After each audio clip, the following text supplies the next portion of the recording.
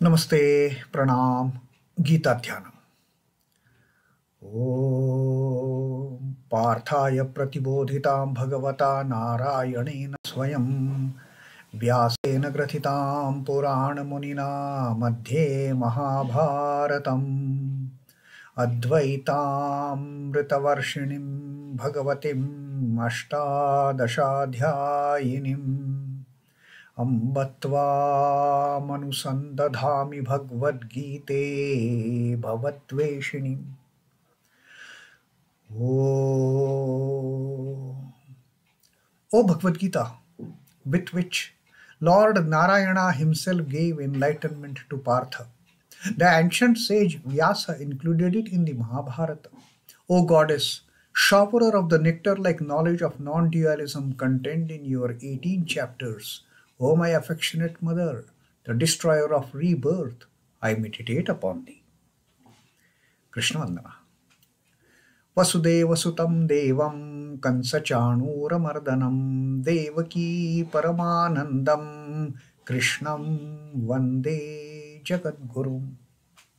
Son of Vasudeva, the slayer of Kansa and Chanur, extreme delight for Mother Devaki, O Lord Krishna, the supreme teacher of the universe, my salutations to you. Srimad Bhagavad Gita, 18th Adhyaya, the Moksha Sannyasa Yoga. And Sri Krishna has beautifully explained to us, although in brief. He says, I am going to tell you in brief. I am going to tell you samasena, not vistarena. He is going to tell about how, having attained to that state of ultimate perfection, the paramam siddhim, and which is that paramam siddhim? That paramam siddhim of naishkarmya. That paramam siddhim which is attained, which can be in our palms, which can be in our stronghold, by doing just three things that Sri Krishna had told us. That we have to become sarvatra asaktaha buddhi. The non-attachment for everything surrounding us. It is not just non-attachment for the things which we don't like, for the things which which are not pleasant to us. Non-attachment, the detached attitude for each and everything in this creation. Asakta buddhi sarvatra. The second aspect is jitatma, controlling our lower self, our lower tendencies, controlling our senses, controlling our sense organs and the organs of action. How carelessly they keep on running around here and there. Controlling our self, the self-mastery, the jitatma. And the third most important thing, becoming desireless, vigata spruha. Without any desire, without our senses going heavier, helter-skelter, or not getting attached to anything surrounding us.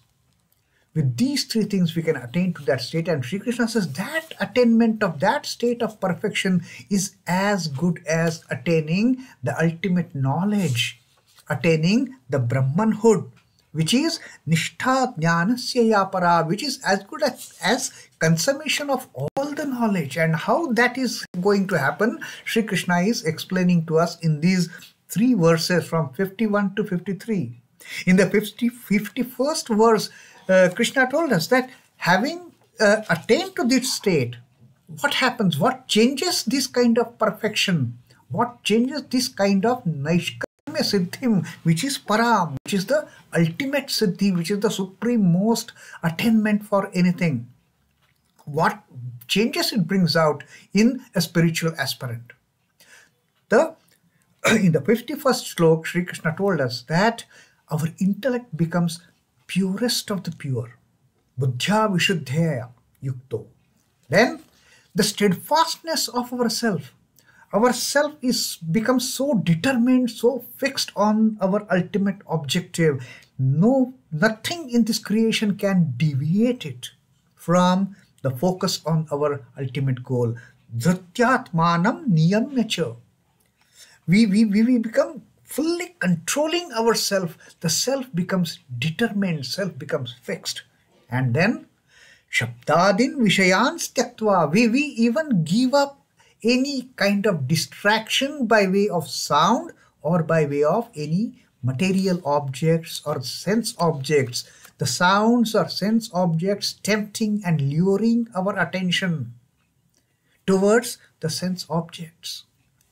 So Sri Krishna says this is how the changes in the spiritual aspirant happen. And finally he said, Ragadvesho Vyudasya.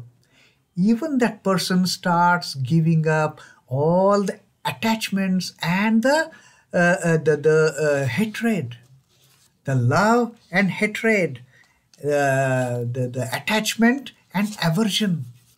There is nothing, no attachment for anything in this creation, no hatred, no aversion for anything in this creation. When each and everything in this creation is filled with that Paramatman, each and every particle of this creation, not only the beings, when each and every particle of the creation is filled with that Paramatman, that Paramapurusha, whom to love, whom to hate, whom to get attached to, and for whom to develop that feeling of aversion, it cannot happen. Everything becomes same. That pair of opposites just vanishes from the mind of the spiritual aspirant. So that is the first part, first instance. In the 52nd verse, Sri Krishna told us that as the aspirant progresses on this path, as that attainment of the ultimate perfection, the stage of ultimate perfection, the supremost perfection of Naishkarmya is reached, what further changes are brought into the spiritual aspirant? He starts loving seclusion. Vivikta Sevi, me and my goal. That person does not need any crowd. That person does not need any surrounded by so many people distracting his attention, distracting her attention. Vivikta Sevi, that pleasure in being secluded. The person feels like I should remain in solitude. I should remain in that ekantavas, nirjanavas, what Sri Ramakrishna used to tell his disciples.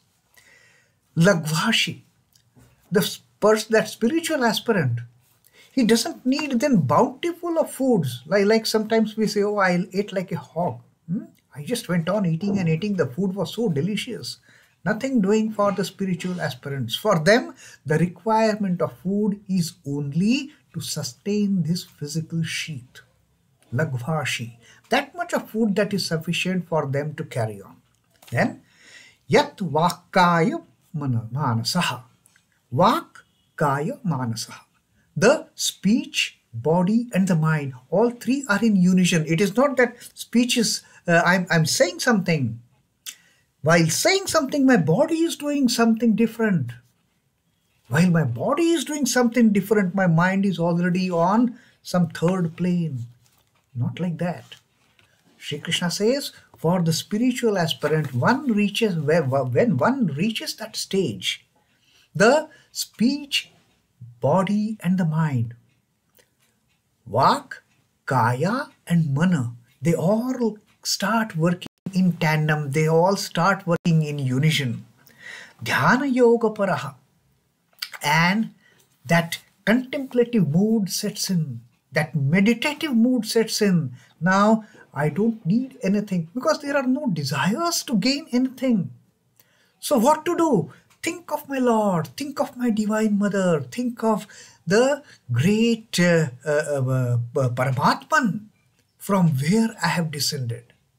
So Dhyana Yoga Paraha, Nityam Vairagyam Samupashitaha, and constantly taking shelter in that wonderful state of renunciation, that dispassion. I don't need anything from this creation now.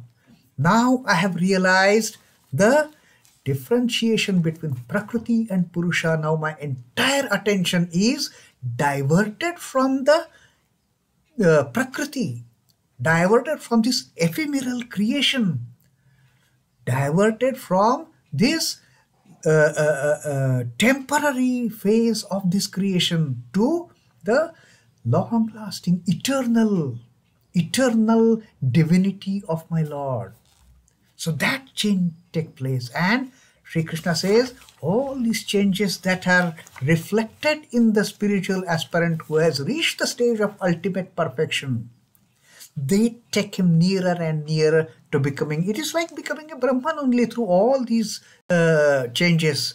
You know, this chain reaction that is happening after attaining that stage. And there is something more that is happening for such spiritual aspirants, Sri Krishna says, and that he is going to tell us in this 53rd shloka. Ahaṅkāraṃ balaṃ darpaṃ kāmaṃ krodhaṃ parigraham vimucya nirmamaḥ śānto brahmabhūyāya kalpate. Now this is what happening in the attitude, in the mentality, in the personality, in the character of the spiritual aspirants who have given up the desires. The spiritual aspirants who have controlled their lower self. The spiritual aspirants who are devoid of any attachment towards anything in this creation, who are totally detached, sarvatra, who are detached for all the things in this creation. These people, now we have seen in the 51 and 52nd shloka that how they are progressing towards the Brahmanhood. Now some more changes take place in these spiritual aspirants. And what are that? Ahaṅkāraṃ, balaṃ, darpaṃ, kāmaṃ, krodhaṃ, parigraham, vimucya, nirmamaḥ, śānto, brahmabhūyāya, kalpate. Devoid of, having abandoned what? Ahaṅkāraṃ, egoism. Me and mine, that pride, that arrogance. Balaṃ, that sense of I am powerful. What can you do to me? That attitude. My powerful, my power, my strength. Having abandoned even that power. Darpaṃ. Darpaṃ is arrogance, which is arising out of that ahaṅkāra. That arrogance. I am the supreme most. Who can challenge me? That kind of attitude. That also goes away now. Ahaṅkāra has gone. Balaṃ has gone. Darpaṃ has gone. Kāmaṃ, the desires. Desires for worldly enjoyments. Desire for sensual pleasures. Enjoying the sensual pleasures. Kāmaṃ, that also is gone. Krodhaṃ, the anger. For every now and then I lose my temper, I am hot-headed, I get angry for any small things. That also is gone. Now I don't get angry anymore. And parigraham, that longing for acquiring the things. I must have this in my possession. Parigraha. Even that longing has gone, that desire for accumulating the things has gone, that desire for accumulating all those possessions, all the things, wonderful things in my possession. They should belong to me. That also is gone. Vimucya nirmamaḥ śānto. And having abandoned all these things. Now the situation is, vimucya is having abandoned. I have abandoned ahaṅkāra, I have abandoned my bala, I have abandoned darpa, that is the arrogance, high-headedness. I have abandoned kāmaṃ, my desire for enjoying the sensual pleasures also is gone. Krodhaṃ.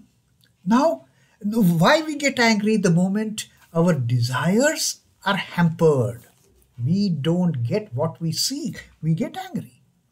We want someone to behave in this way, the way I want. The person doesn't behave in that way I want that person to behave, I get angry.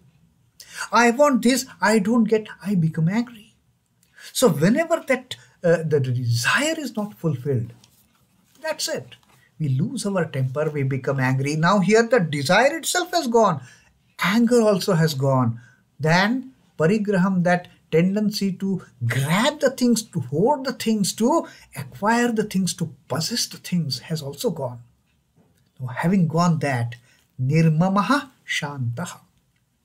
Nirmamaḥ is without any of these kind of obstructions, without any of these negativities. They are all gone. Now what is there for me? What is left out? Nothing but śāntam. That peacefulness, that blissfulness, that is the only thing. Nirmamaḥ is, I have left the mine. There is no me and mine. So what is there now? There is only the shanti. Śānto brahmabhūyāya kalpate. And having attained that state of ultimate peace, having qualified oneself to get into that state of blissfulness, brahmabhūyāya kalpate, one is fit. That person is eligible. That person deserves to become Brahman. As simple as that, Sri Krishna says. So just imagine giving up these three things, giving up my attachment, giving up of my lower self running around the sense objects, giving up that running around, giving up that getting tempted, giving up that getting allured, and giving up all the desires. Just these three giving up, Sri Krishna says, you can attain to so many things. You can then keep on building up all these positive traits and qualities and attributes which make a person, which make that spiritual aspirant fit to attain to the Brahman. And that is the end of it. What else the spiritual aspirant seeks in this on this journey? That is the ultimate goal. And just because of these three silly things that we get caught into, these three things that the Mahamaya has given to us, we get caught in the net of Mahamaya, and we can never escape this cycle of birth and death. So Sri Krishna told, just do these three simple things. These three simple things of being detached, this simple thing of controlling the self, gain the self-mastery, and become desireless. And again, the moment this desirelessness comes, I am reminded of Ma Sharda's teaching. Desire is the root of all evil. If you want to cross over, just become desireless. Become desireless and instantly you are illumined. That is what Ma Sharda used to say.